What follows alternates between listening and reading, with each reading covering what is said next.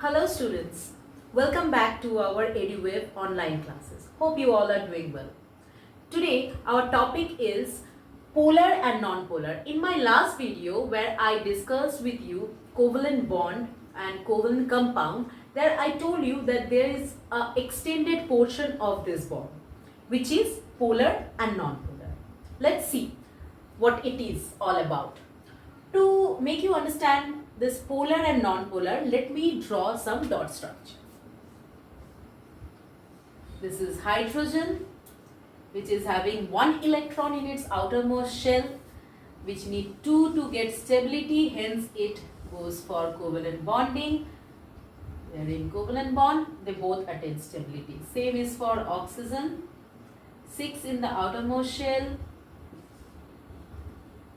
They need more to go for sharing, mutual sharing, attain stability.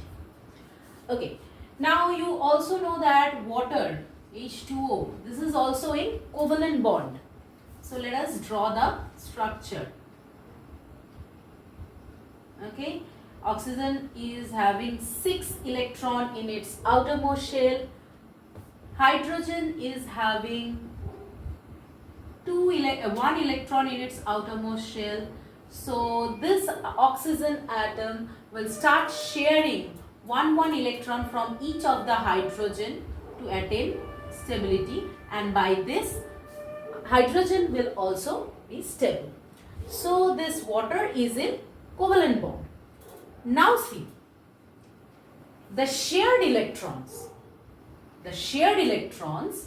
in this case will not be in any one side, means it is not attracted to any one of the atom. Okay, but in this case this shared electron are slightly attracted towards the oxygen, and as a result what happens, this oxygen develop a slight negative charge and both of this hydrogen develop a slight positive charge. But in this case, being both the element same, it is not happening. Means the shared electrons are not being attracted to any one of the atom because both the atoms are same. But in this case, the story is something different. So polar compounds are those compounds which develop slight charges in it, and they also occur between two different nonmetals. Okay, I hope you understood. And we can also see that if you look at a non-polar bonding, you will see that this type of bondings are symmetric in nature. I hope everybody know what is symmetry. So these kind of bonding are having symmetry in them. But if you talk about polar compounds or polar bond, you will not get any kind of symmetry. That's why one of the element is getting slightly negative charge while other one is getting slightly positive charge. Now let us understand why does this happen? Why it is attracting the shared electron slightly towards itself? Why hydrogen is unable to do so? Now for that you have to understand one more thing. Except electron, an atom is also having proton, which is positive in charge. Okay, and we know that number of electron is always equals to number of proton. Fine.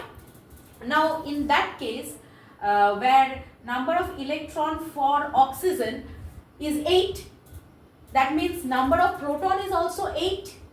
So within the nucleus of oxygen there is 8 positive charge. Fine. But in case of hydrogen, number of electron is 1, that means number of proton is also 1. So inside hydrogen nucleus there is a +1. Now this shared electrons are negatively charged. Shared electrons are negatively charged. So now tell me, this negative charge will obviously attract towards higher magnitude of positive charge. That's why, very obviously, this oxygen develop a negative charge by attracting this electron towards itself. And as the electron is slightly towards itself, this oxygen, hence hydrogen develop a slight positive charge. So this is polar compounds, or this is the polarity of a compound, and if this thing is not shown, then it is non-polar. Another thing I am telling you, or another example I am giving you, carbon tetrachloride, CCl4. How does it looks like? See, carbon is having 4 electron in its outermost shell, whereas chlorine is also having 7 electrons.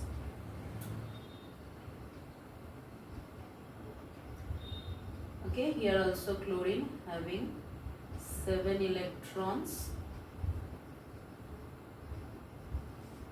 Here also chlorine is having 7 electron in its outermost shell.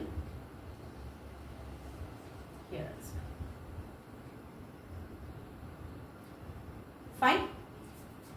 Now you will tell me that, ma'am, this chlorine are having higher magnitude of positive charge, then it's supposed to be a polar, non-polar. It's supposed to be a polar compound. But what happened as the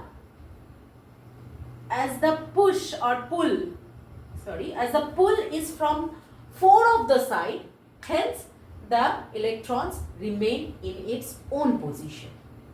That's why it does not show any polarity. Understood? So if the covalent compound is between the same kind of elements, then it will obviously show non-polarity. If it is between different elements and there is means the whole thing is not having symmetry, then it will go for polar bond. Okay, I hope you understood this polarity. You can try with some more example and check out which one is polar and which one is not polar. This much for today. I hope you like this video. Stay with us.